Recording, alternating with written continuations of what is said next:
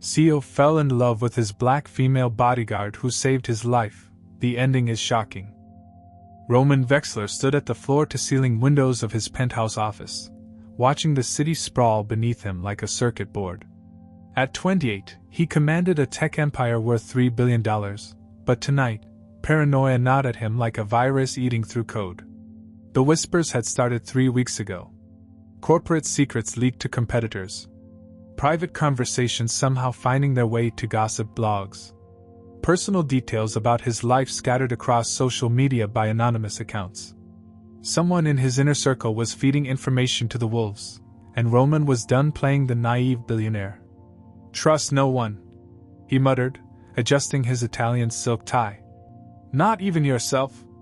His reflection stared back from the darkened glass, sharp jawline, calculating green eyes, and the kind of smile that had charmed investors out of hundreds of millions. But beneath that polished exterior, Roman's mind worked like the algorithms that built his fortune, cold, logical, and ruthlessly efficient. He'd spent the last week crafting the perfect test.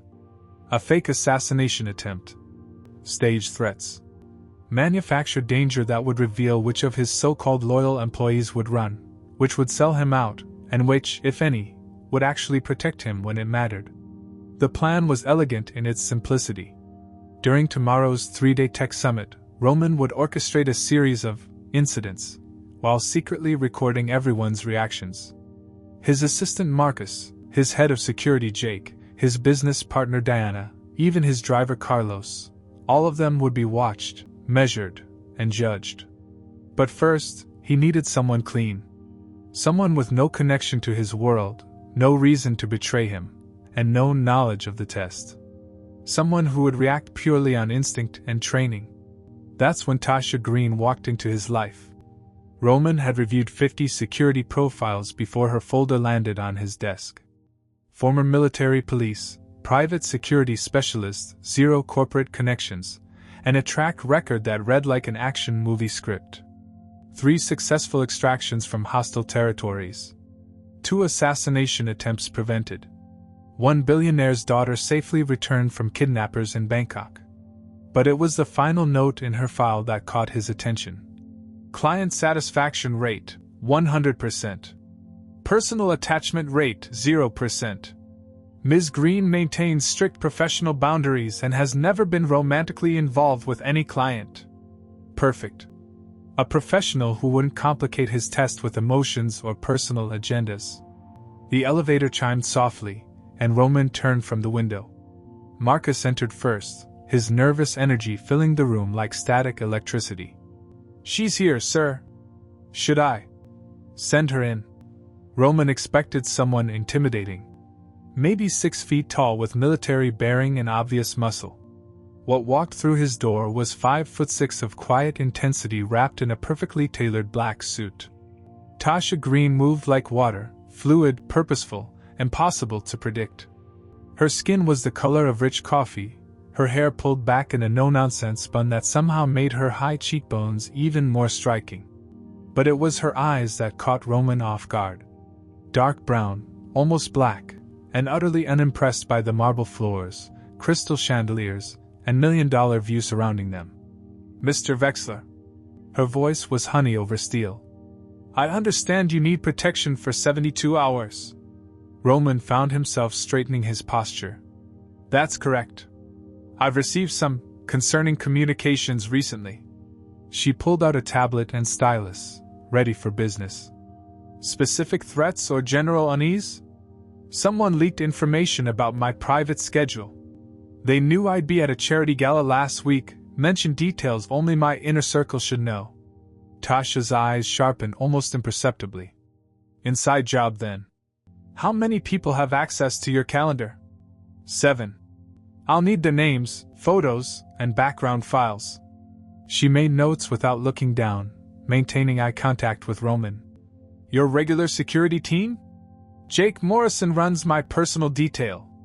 Good man, been with me 3 years. He'll remain as backup. I work alone." She tapped the stylus against the tablet. "Ground rules, you don't go anywhere without my clearance first. You don't eat anything I haven't approved. You don't meet with anyone unless I've vetted them. And you don't take risks to prove you're still the boss. Roman blinked. No one talked to him like that. Ever. His board members addressed him as Sir. His employees practically genuflected. But this woman treated him like he was just another job. It was infuriating. And somehow refreshing. I run a billion-dollar company, Ms. Green. I can't hide in a bunker for 3 days. She shrugged. Then hire someone else. I don't do halfway protection. For a moment, they stared at each other. Roman was used to getting his way through charm, money, or subtle intimidation. Tasha Green seemed immune to all three. Fine, he said finally. Your rules. Something that might have been approval flickered in her eyes. I'll need the building schematics, all entry and exit points, and a list of everyone attending tomorrow's summit. When do we start? Now. Over the next hour, Roman watched Tasha transform his office into a strategic command center. She identified 17 potential vulnerabilities in his building's security, questioned the background checks on 3 catering staff members, and somehow convinced his intimidating head of security Jake to take orders from her without a single raised voice. She's good, Jake admitted to Roman privately. Military training shows. Won't be easy to fool her if you're planning what I think you're planning. Roman nodded, but internally, he was having second thoughts about his elaborate test. Watching Tasha work, the way she checked sight lines, tested lock mechanisms, and memorized faces with photographic precision, he realized she was taking every second seriously. She treated his life like it actually mattered, not because of his money or status, but because protection was what she did. When she returned from her security sweep, Roman tried a different approach. He flashed his most charming smile, the one that had landed him on magazine covers and talk shows. Can I offer you something? Coffee? Wine? I have a 1982 Bordeaux that's supposedly worth more than most people's cars. Tasha glanced up from her tablet. I don't drink on duty. Of course. Maybe dinner then? I know this incredible place downtown, 3 Michelin stars. I eat when the principal is secure for the evening. Roman felt his practiced charm deflating like a punctured balloon. Right. Very professional. She continued typing, seemingly unaffected by his attempts at conversation. But then she paused, looking at him with those penetrating dark eyes. Mr. Vexler? Yes? You're nervous about something more than leaked schedules. It wasn't a question. Roman's breath caught. How could she possibly know that? His fake threats were buried under layers of encryption and anonymous accounts. There was no way she could have discovered his loyalty test. I'm not sure what you mean. Tasha saved her work and closed the tablet. I've protected paranoid clients before. Real paranoia has a different energy than manufactured concern. Yours feels. She tilted her head, studying him like a puzzle to be solved. Calculated. A chill ran down Roman's spine. If she suspected something was staged, his entire test would be worthless. But her expression remained neutral, professional. Maybe she was just making conversation. I'm naturally cautious, he said carefully. Caution keeps people alive. She stood, adjusting her jacket. I'll be in the outer office tonight. No one gets past me, Mr. Vexler. Real or imagined, whatever you're worried about, I've got you covered. As she walked toward the door, Roman felt an unexpected surge of something he hadn't experienced in years, genuine gratitude. Not the polite appreciation he showed donors or the calculated thanks he gave business partners, but real gratitude towards someone who was protecting him simply because it was her job. Ms. Green? She paused at the threshold.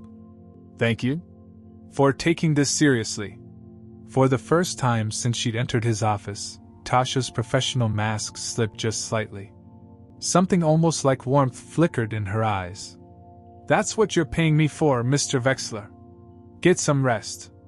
Tomorrow's going to be a long day. As the door closed behind her, Roman sank into his leather chair and stared at the ceiling. His loyalty test was set to begin in 12 hours.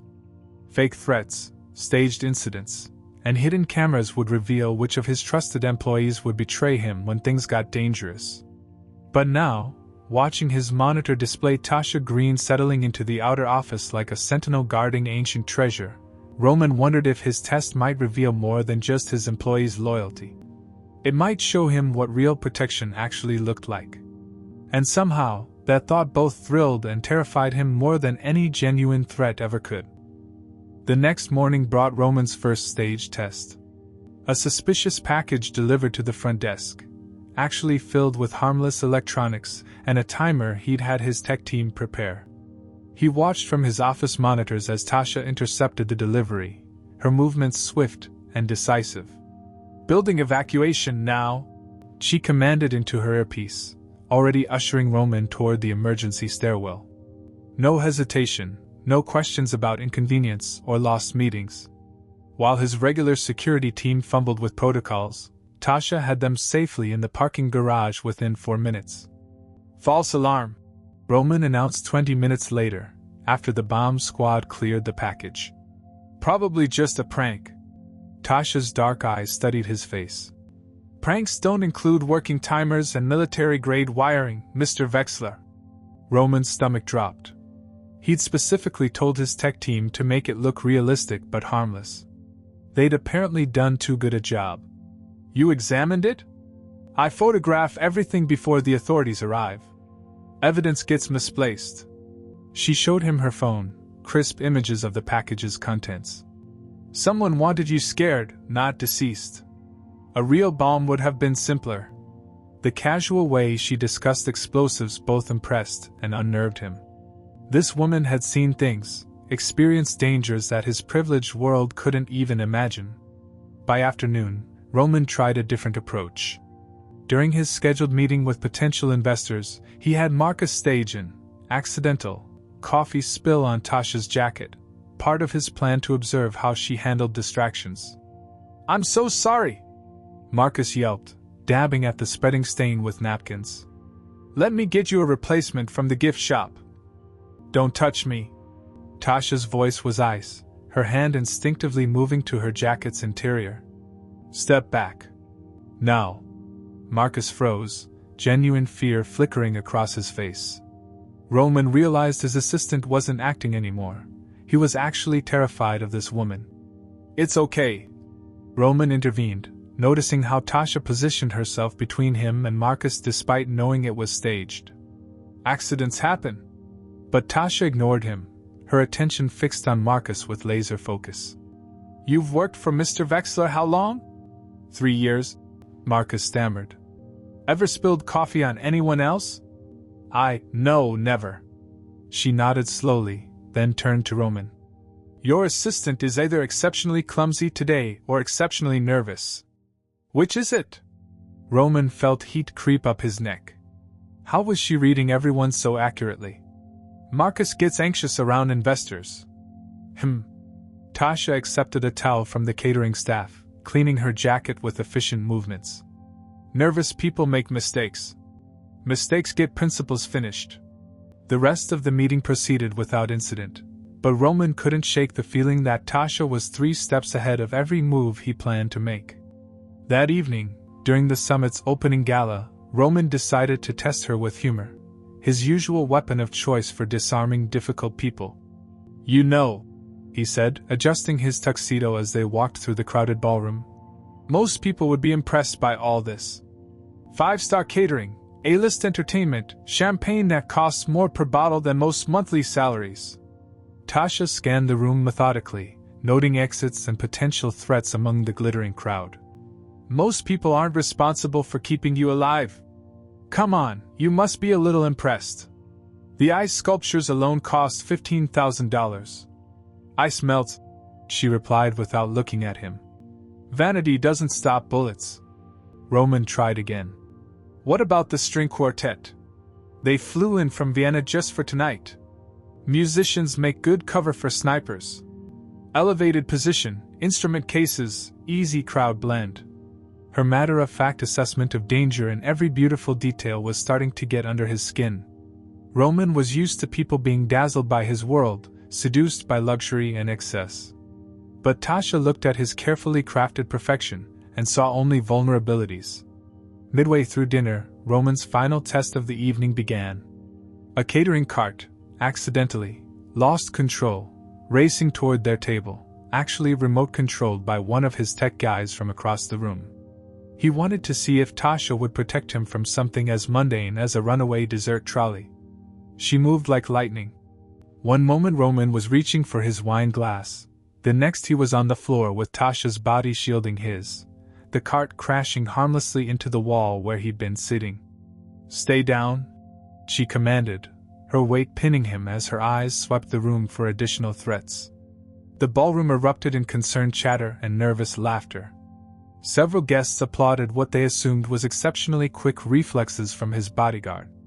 "Amazing response time," called out Diana, his business partner, from across the room. "That could have been nasty." As Tasha helped Roman to his feet, brushing imaginary dust from his jacket, he found himself genuinely moved by her protective instinct. She'd thrown herself between him and a dessert cart without a second thought. "Thank you," he said, meaning it more than he expected. "That was impressive." Tasha straightened his tie with surprisingly gentle hands. "You're not as slick as you think you are." Roman's blood turned to ice water. "Excuse me?" She leaned closer, her voice barely a whisper. "Remote-controlled cart. Tech signature from your own lab. Your assistant's convenient coffee spill. The package with the timer set to maximum dramatic effect but minimum actual danger." Her dark eyes met his directly. "You're testing people, Mr. Vexler. Question is who and why?" Roman's mouth went dry. She knew. Somehow, impossibly, she'd figured out his loyalty test. But instead of confronting him publicly or walking away in disgust, she was still protecting him? "I don't know what you're suggesting." "I'm suggesting you stop playing games with people's safety." Her voice remained professional, but he caught a hint of something deeper, disappointment. "Real threats don't wait for convenient timing." She stepped back, resuming her protective scan of the room as if nothing had happened.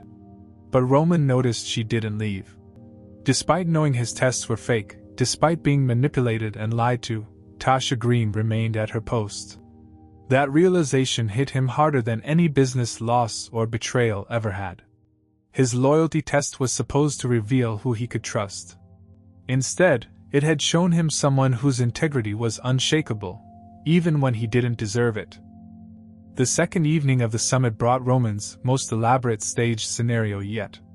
A fake power outage during the exclusive investor dinner, complete with emergency lighting and carefully choreographed confusion, designed to test how his inner circle would react under pressure. But as Roman watched his guests fumble with phone flashlights in the dimmed ballroom, something felt wrong. This wasn't the controlled chaos he'd planned. The emergency lights were supposed to kick in after 30 seconds. It had been 2 minutes and they remained in near darkness. "This isn't right," he murmured to Tasha, who had immediately positioned herself at his shoulder when the lights failed. "No," she agreed quietly, her hand resting near her concealed weapon. "Your tech team cut the main power. Someone else stopped the backup generators." Before Roman could process her words fully, she grabbed his arm with surprising strength. "Move. Now." They were halfway across the darkened ballroom when Tasha suddenly stopped, her body going rigid. In the emergency lighting's red glow, Roman saw a figure weaving between tables, dressed in the summit's catering uniform but moving with purpose that had nothing to do with serving dinner. The man carried a silver tray, but something about his grip was wrong. Too careful. Too controlled. Tasha was already in motion, her movements fluid and silent as she intercepted the fake waiter. Roman watched in fascination and horror as she disarmed him with devastating efficiency. One moment the man was approaching their table, the next he was face down on the marble floor with Tasha's knee pressed against his spine. The silver tray clattered across the floor, revealing its contents, not dinner plates, but a collection of thin, wickedly sharp needles arranged in precise rows. "Security!" Roman called out, but Tasha was already speaking into her earpiece, coordinating with the building's guards. As they hauled the would-be attacker to his feet, The man looked directly at Roman with eyes full of contempt. But then his gaze shifted to Tasha, and something changed. Recognition flickered across his features, followed by what looked almost like satisfaction. "They're not here for you, Vexler," he said, his voice carrying a strange accent, Eastern European, maybe Russian. "She's the one they want." Roman felt the blood drain from his face. None of his stage scenarios had included dialogue like this. No scripts, no predetermined threats. This man wasn't part of his loyalty test. This was real. "What are you talking about?" Roman demanded, but the attacker's eyes remained fixed on Tasha. "You can't hide forever, little bird," the man continued, using a term that made Tasha visibly flinch. "What you did in Prague, there are still people who remember. People who don't forgive." Tasha's professional mask slipped for just a moment, revealing something Roman had never seen in her before: fear. Not for her safety, she'd face down armed attackers without blinking, but something deeper. Something that reached into her past and twisted. "You're confused," she said steadily, but Roman caught the slight tremor in her voice. "I don't know what you're talking about." The man laughed, a sound devoid of humor. "Michael Kowalski sends his regards. He says the debt isn't paid until—" "Shut up." Tasha's command cracked like a whip, silencing him instantly. Security officers arrived to drag the attacker away, but not before he called out one final message. "This was just a warning, little bird. Next time, we won't miss." As the ballroom lights flickered back to full power and confused guests began asking questions, Roman found himself studying Tasha's face. The professional composure had returned, but he could see the cracks underneath. Whatever that man had referenced, Prague, Michael Kowalski, some unpaid debt, it had shaken her in a way that genuine physical danger never could. "Mistaken identity," she said firmly, anticipating his questions. "Happens more often than you'd think in this business. Lot of enemies, lot of confusion." But Roman wasn't buying it. He'd built his fortune by reading people, by understanding the subtle tells that revealed truth from fiction. And right now, every instinct he possessed was screaming that Tasha Green was lying to him. More importantly, she was afraid. "Who's Michael Kowalski?" he asked quietly as they walked toward the exit, surrounded by his regular security team. "Nobody important." "What happened in Prague?" "Nothing that concerns you." "Tasha." She stopped walking and turned to face him, her dark eyes blazing with an intensity that made him step backward. "Mr. Vexler, I was hired to protect you for 72 hours. We have 18 hours remaining. After that, whatever problems I may or may not have become my responsibility alone. But if someone's targeting you, then they'll have to wait in line," she said with grim humor. "I've got bigger concerns right now." "Like what?" She gestured toward the ballroom they'd just left, where his inner circle was still discussing the excitement, with nervous laughter and speculation. "Like figuring out which one of your trusted employees gave that man your exact schedule and seating arrangement." Roman's stomach clenched. In all the chaos, he'd forgotten about his original loyalty test. Someone in his inner circle had indeed betrayed him, but not in the way he'd expected. Instead of selling information to competitors or gossip blogs, they'd apparently sold it to people who wanted Tasha Green hurt. "You think someone I trust set this up?" "I think someone you trust wanted you in that exact seat at that exact time when the lights went out," Tasha replied. "The question is whether they knew what would happen next, or if they were just following orders from someone else." As they walked toward the elevators, Roman realized his elaborate loyalty test had become irrelevant. The real betrayal wasn't corporate espionage or leaked schedules. It was someone using his own security arrangements to target the one person who'd shown him genuine protection. And despite her claims of mistaken identity, Roman was beginning to understand that Tasha Green carried secrets far more dangerous than anything in his billion-dollar empire. The penthouse felt different that night. Roman had dismissed his regular security team, claiming he needed time to think. In reality, he couldn't trust anyone except the woman pacing silently by his windows, her reflection ghost-like against the city lights. Tasha hadn't spoken since they'd returned from the dinner. She moved through her security checks with mechanical precision, but Roman could see the tension in her shoulders, the way her eyes lingered too long on shadows. "You're going to wear a hole in my marble," he said finally, pouring himself a scotch he didn't really want. She paused but didn't turn around. "I should leave tonight. Finish the contract early." "Running away?" That got her attention. She spun to face him, fire flashing in her dark eyes. "I don't run from anything, Mr. Vexler." "Then talk to me." Roman set down his glass and moved closer, close enough to see the tiny scar above her left eyebrow that he never noticed before. "Who was that man? What debt was he talking about? And don't tell me it was mistaken identity, we both know better." For a long moment, Tasha stared at him with an expression he couldn't read. Then something seemed to break inside her, like a dam finally giving way under too much pressure. "His name was Davidson," she said quietly, sinking into the leather chair across from his desk. "We were engaged 3 years ago." Roman felt an unexpected stab of something that might have been jealousy. "Were?" "He died." The words came out flat, emotionless. "Finished, according to the official report." "But you don't believe that?" Tasha's laugh was bitter. "David was building a revolutionary water purification system. Clean drinking water for refugee camps, disaster zones, places where people were dying from contaminated supplies. He was passionate about it, worked 18-hour days, poured his life savings into the research." She paused, her fingers worrying the hem of her jacket.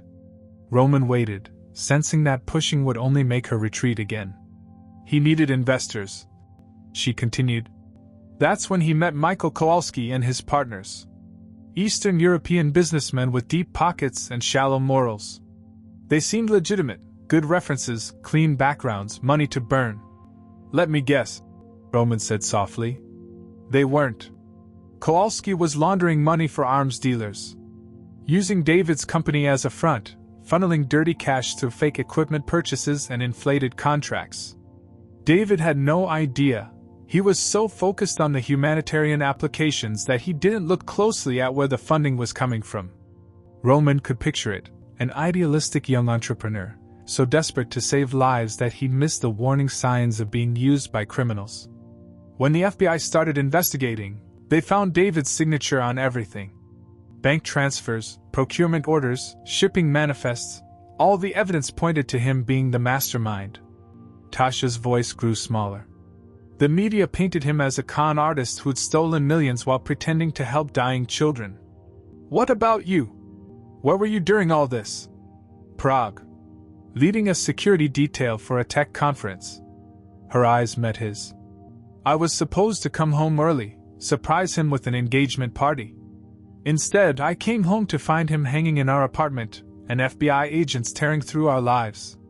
The room fell silent except for the distant hum of city traffic 40 floors below. Roman felt something twist in his chest, not just sympathy, but recognition. He understood what it meant to have your entire world upended by betrayal. "The note said he couldn't live with the shame," Tasha continued. "But David would never have given up. He would have fought, would have tried to clear his name and expose the real criminals." "So you think Kowalski finished him?" "I know he did.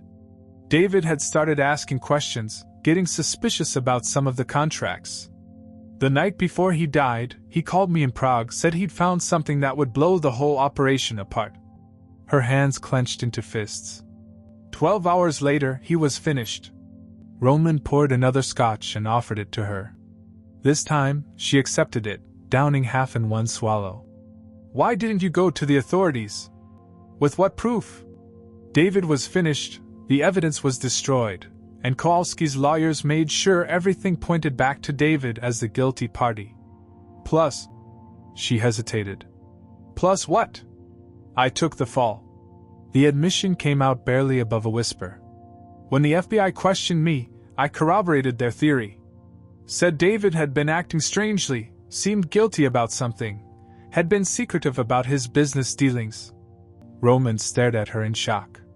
"Why would you do that?" "Because they threatened to charge me as an accomplice.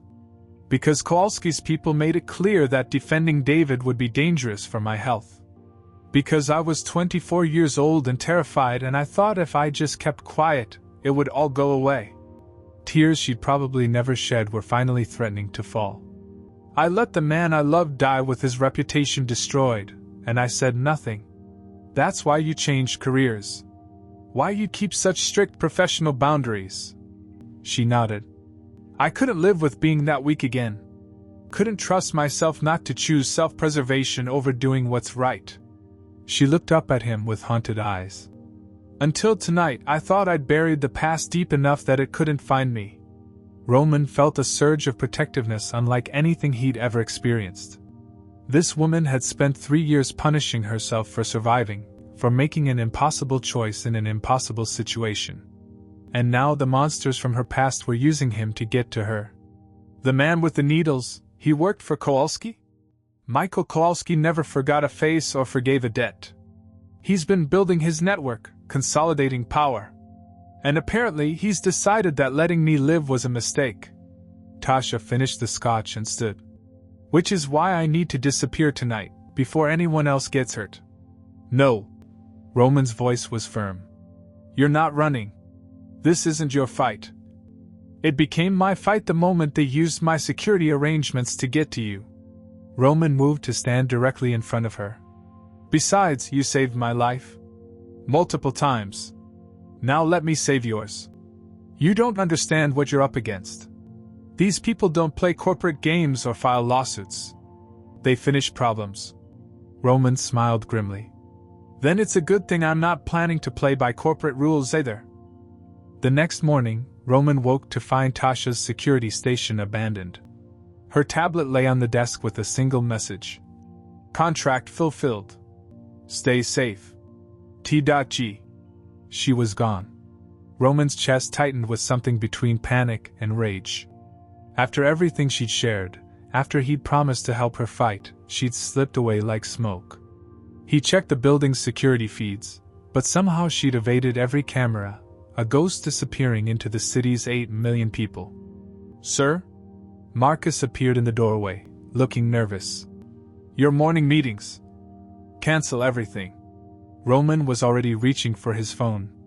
Get me Jake Morrison, Diana Chun from legal, and every tech specialist we have. Now. But the investors from Tokyo. I said cancel everything. For the next 6 hours, Roman did something he'd never done before. He used his entire empire as a weapon. Not for profit or market dominance, but for one person who'd shown him what genuine loyalty looked like. Jake coordinated with private security firms across 3 states. Diana pulled legal strings to access law enforcement databases. His tech team deployed facial recognition algorithms and digital tracking tools that would have made agencies jealous. But it was Roman's personal assistant who provided the breakthrough. Sir? Marcus said hesitantly, entering the room Roman had created in his conference center. I think I know where she might go. Roman looked up from the monitors displaying search results. Talk.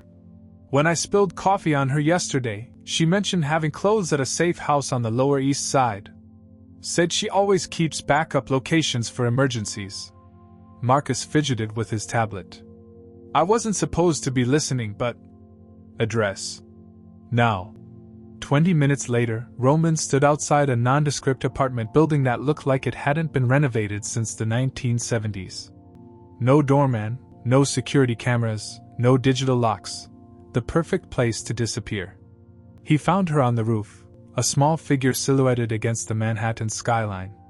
She was dressed in civilian clothes, jeans and a simple black sweater, looking younger and more vulnerable than he'd ever seen her. How did you find me? She asked without turning around. I'm very good at finding things I don't want to lose. She turned then, and Roman saw she'd been crying. Not the professional, controlled woman who'd protected him for 3 days, but someone raw and human and beautiful in her pain. You can't be here, Roman. It's not safe. Neither is running. He moved closer, close enough to see the exhaustion in her eyes. How long were you planning to keep hiding? A year? 10 years? The rest of your life?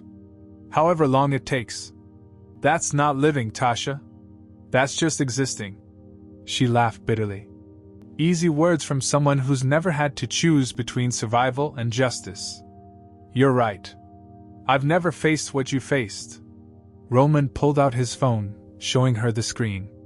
But I have resources you didn't have 3 years ago. And I'm not 24 and terrified, I'm pissed off. The phone displayed a complex web of financial records, shipping manifests, and communication intercepts. My team's been digging into Kowalski's operation for 6 hours. We've found bank accounts in 12 countries, shell companies laundering money through our dealers and cryptocurrency exchanges, and a very interesting pattern of accidents that happened to people who asked too many questions. Tasha stared at the data, hope and disbelief warring in her expression. This is enough to bring him down? This is enough to bury him so deep he'll never see sunlight again. Roman moved closer. But I need your help. You knew David's research, understood his systems. You can connect dots that my people can't see. Roman. Her voice was barely a whisper. What if we fail? What if he comes after you next? Then we'll face it together. He reached out and gently took her hands. I thought I hired someone to protect my life, Tasha. But you gave me something more important. You showed me what it means to have someone worth protecting.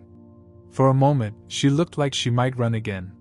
Then something shifted in her posture, a familiar steel returning to her spine. If we do this, we do it right. Full exposure, legal consequences, justice for David and everyone else Kowalski destroyed. Agreed. And when it's over? She hesitated. When it's over, you stop punishing yourself for surviving. You stop hiding from a life that could be extraordinary. Tasha studied his face for a long moment, searching for something, sincerity, perhaps, or the strength to match her own. Whatever she found there seemed to satisfy her.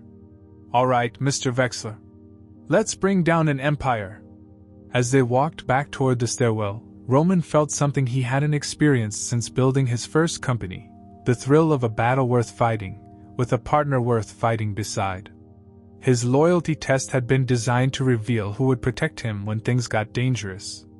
Instead, it had shown him someone he wanted to protect when things got dangerous.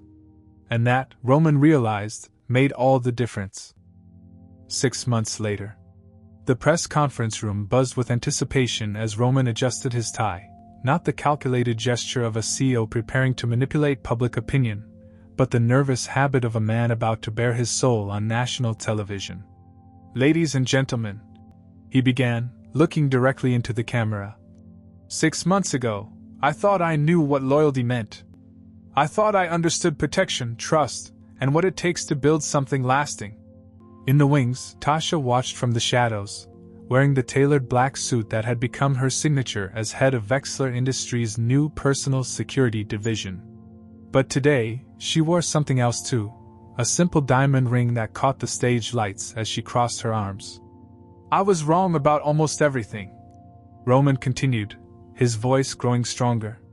6 months ago, I hired a bodyguard to protect me from imaginary threats while I tested the loyalty of people I claimed to trust. What I found instead was someone who showed me the difference between manufactured loyalty and the real thing. The journalist leaned forward, sensing a story bigger than the expected announcement about his company's new security tech initiative. Michael Kowalski was arrested 3 months ago, Roman said, and murmurs rippled through the audience. Along with 14 associates in his money laundering operation. They're facing a combined 230 years in federal prison for fraud, racketeering, and the finish of David Chin, a brilliant engineer whose only crime was wanting to save lives. Tasha's breath caught. Even now, hearing David's name cleared publicly still felt like a miracle. The evidence that brought down Kowalski's network came from a partnership between Vexler Industries and someone who understood the cost of silence better than anyone. Roman paused, searching the wings until his eyes found hers. Someone who taught me that real strength isn't about controlling people or manipulating outcomes. It's about standing beside someone when the world tries to tear them down. A reporter raised her hand. Mr. Vexler, there are rumors about your relationship with Ms. Green, your head of security. Can you comment on? I can. Roman's smile was genuine, transforming his entire face. Tasha Green saved my life in ways I'm still discovering. Not just from physical threats, but from becoming the kind of person who sees everyone as either an asset or a liability. He gestured toward the wings, and after a moment's hesitation, Tasha stepped into the light. The camera flashes were blinding, but she walked with the same confident grace that had first captivated Roman in his office. When people asked me about the biggest change in my life this year, Roman said, taking her hand as she joined him at the podium, I tell them about the night I realized I'd hired someone to protect my life, but she gave me one instead. That's very romantic, Mr. Vexler, called out another reporter. But what about the business implications? Some investors are concerned about mixing personal and professional relationships. Then they're concerned about the wrong things. Tasha interjected, her voice carrying the authority she'd developed leading security teams.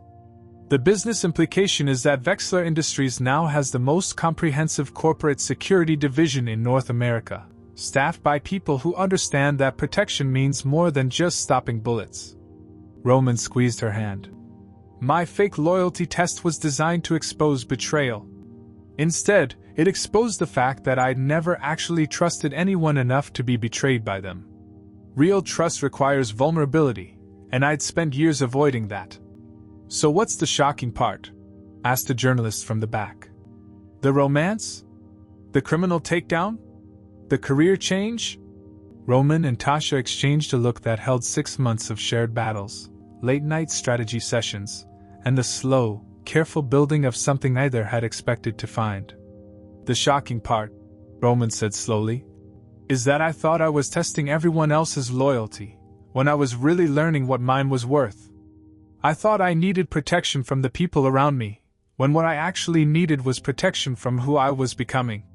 He turned to face Tasha fully, his voice dropping to something more intimate despite the crowd of reporters and cameras. The really shocking part is that the danger was never outside. It was the fear of letting someone matter enough to hurt me. And now, he shrugged, his smile encompassing everything they'd built together. Now I'm all in. Tasha's professional mask finally cracked, revealing the woman underneath, someone who learned to trust again, to fight for something beyond survival, to believe in a future that included more than just making it through another day. Questions? Roman asked the room, but his eyes never left Tasha's face. As the reporters erupted with shouted inquiries about business plans and security innovations, Tasha leaned closer to Roman's ear. You know, she whispered, this is the first time I've ever seen you completely unguarded in front of strangers. Yeah? Roman grinned. How's my security looking? She glanced out at the crowd of journalists, then back at the man who'd chosen truth over image, vulnerability over control, and partnership over power. Perfect, she said. Absolutely perfect. The end.